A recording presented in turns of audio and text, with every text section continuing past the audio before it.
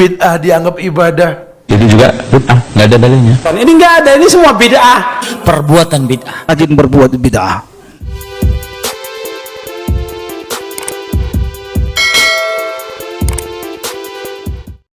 Assalamualaikum warahmatullahi wabarakatuh. Kembali lagi di Lingkar Sabda.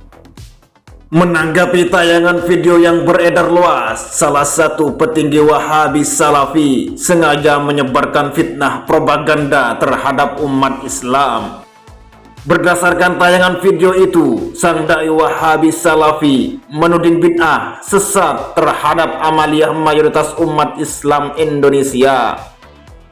Tuduhan tersebut sangat menyesatkan, provokatif, dan tentunya sangat berbahaya terhadap akidah umat Islam Indonesia. Untuk menyelamatkan umat dari tuduhan tersebut, simak baik-baik penjelasan dari Yang Mulia Ustadz Abdus Somad dan Syekh Hashim Asy'ari dalam karyanya. Berikut penjelasan selengkapnya. Orang yang suka bilang sate, tukang sate. Orang yang suka bilang gorengan, gorengan, tukang gorengan.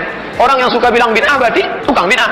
Bid'ah, bid'ah, bid'ah. Kiai Hashim Asy'ari menjelaskan bahwa pewaris generasi salaf adalah Ahlus Sunnah wal Jamaah, penganut akidah Abul Hasan Al-Asy'ari, lahir 174 Masehi. Bukan pengikut akidah Ibnu Taimiyah yang baru lahir pada 1263 Masehi. Apalagi Muhammad bin Abdul Wahab yang baru lahir pada 1703 Masehi. Jadi mereka itu sama sekali tidak layak disebut salaf.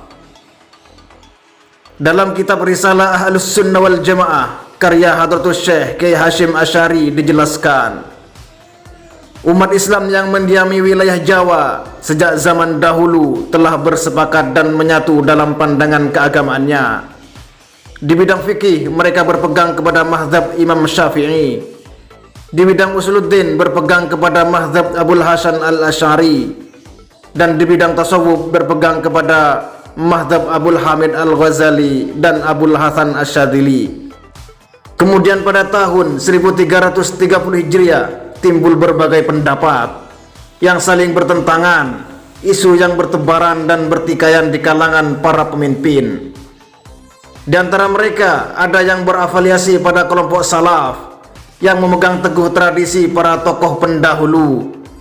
Mereka bermazhab kepada satu mazhab tertentu dan berpegang teguh kitab muktabar, kecintaan terhadap ahlul bait, para wali dan orang-orang saleh.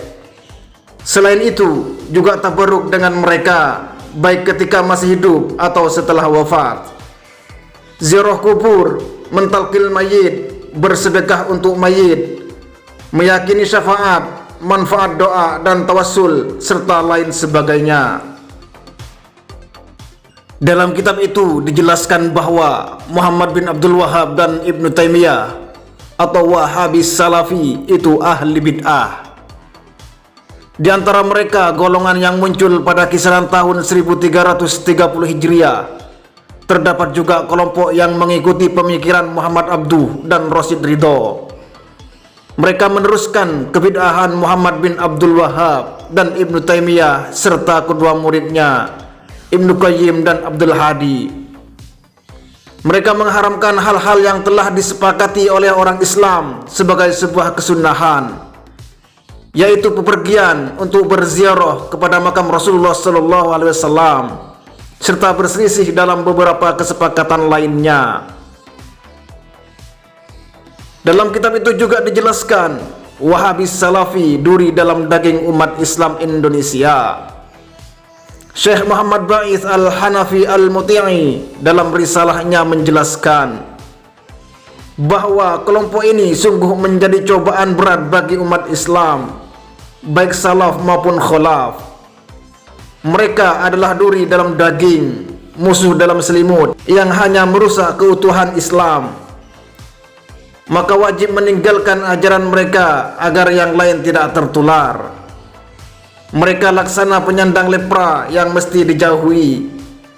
Mereka adalah kelompok yang mempermainkan agama mereka, hanya bisa menghina para ulama baik salaf maupun khalaf. Propaganda sesat Wahabi Salafi merendahkan ulama. Mereka menyatakan para ulama bukanlah orang yang terbebas dari dosa, maka tidaklah layak mengikuti mereka, baik yang masih hidup maupun yang telah meninggal. Mereka menyebarkan asumsi ini pada orang awam agar tidak dapat mendeteksi kebodohan mereka. Jadi kesimpulannya bahwa Wahabi Salafi, Ibnu Taimiyah dan Muhammad bin Abdul Wahhab serta penerusnya adalah ahli bid'ah sejati. Wallahu a'lam bissawab.